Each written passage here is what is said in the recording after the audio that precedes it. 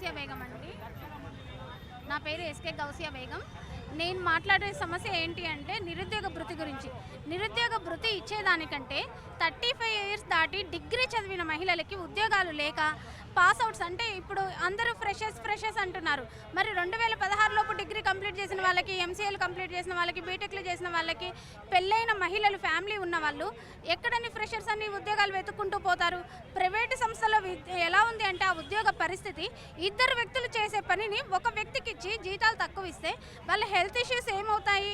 So నేనేమంటున్నాను అంటే ఇంటికి ఒక మహిళకి అట్లీస్ట్ డిగ్రీ కంప్లీట్ చేసి ఉండి ఉద్యోగం చేసుకోలేని ఒక మహిళకి, ప్రతి ఇంట్రెస్ట్ ఉన్న వాళ్ళకే, అది కూడా ప్రతి ఒక్క మహిళకి ఉద్యోగం ఇప్పించండి. ఆ నిరుద్యోగం ఇచ్చే బదులు వాళ్ళకి జీవితకాలము కూడా ఒక ఆధారం అనేది ఉంటుంది. సో వాళ్ళకి రిటైర్డ్ అయిన తర్వాత వేరే వాళ్ళకి అవకాశాలు వస్తూ ఉంటాయి అలాంటి మహిళలకి. సో ఇది ఒక సమస్య. ఇప్పుడు బస్సెస్ ఫ్రీ అన్నారు మహిళలకి. ఇప్పుడు 30 ఇయర్స్ దాటిన మహిళలకి ఆ బస్సు ఫ్రీ అనేది వినియోగించుకుంటే చాలా మంచిది. ఇంకొకటి ఏంటంటే చిన్నపిల్లలు 10 to 12, మన చిన్నప్పటి నుంచి 1 year నుంచి కూడా 12 yearsలో పిల్లలకి అయితే బాగుంటుంది.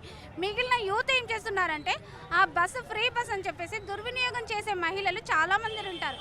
అందరూ చేస్తారని కాదు, కొందరు అవకాశం వినియోగించుకుంటే కొందరు దుర్వినియోగం చేస్తారు. యూత్ ఎలా ఉన్నారు అంటే తల్లిదండ్రులకి తెలియదు, మేము కాలేజ్కి వెళ్తామంటారు, బస్సు ఎక్కుతారు, ఫ్రీ కదా, ఆడ దిగుతారు, ఈడ దిగుతారు.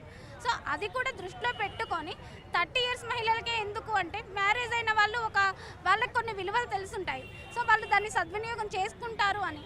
లేదు, పెళ్ళైన ఎవరికైనా సరే అది వర్తిస్తుంది. కానీ 12 ఏళ్లలో పిల్లలకి మధ్యలో యూత్ వాళ్ళు అనేది దాన్ని దుర్వినియోగం చేయడం వల్ల ఏమి ఇచ్చారు, ఇలా ఇచ్చారు అని మళ్ళీ మన ప్రభుత్వాన్ని మనం అనొద్దు. అవకాశం రావడమే గొప్ప, దాన్ని మంచిగా వినియోగించుకోవాలని నా మనవి. ప్రైవేట్ జాబుల విషయానికి వస్తే మాత్రం ఇద్దరు వ్యక్తులు చేసే పనిని ఒక వ్యక్తికి చేయించి వాళ్ళు తినక టైం లేక అలా ఆఫీసులకు వెళ్తుంటే లో బీపీ, షుగర్లు అని వస్తున్నాయి.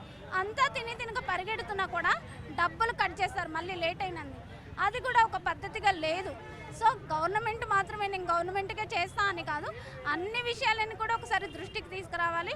ఇక డబుల్ బెడ్రూమ్ విషయాలకు వస్తే మాత్రం అప్పుడు అప్లై చేసిన వాళ్ళకి ఉన్న వాళ్ళకే వచ్చినాయి, కానీ లేని వాళ్ళకి ఇచ్చిన పరిస్థితి చాలా తక్కువగా ఉంది. సో దానివల్ల చాలా సఫర్ అవుతున్నారు.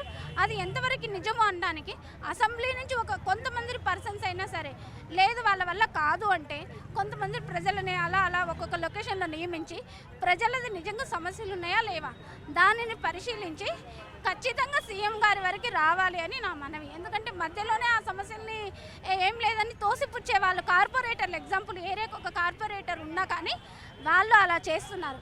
కాబట్టి అలాంటి సమస్యలన్నీ పరిష్కరించాలి. సమస్య నాది మనది అని కాదు, ప్రజలందరిది.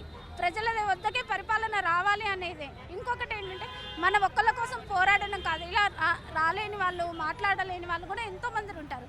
వాళ్ళకి కూడా అవకాశం కల్పించాలి అనేసి సవినయంగా తెలియజేసుకుంటున్నాను.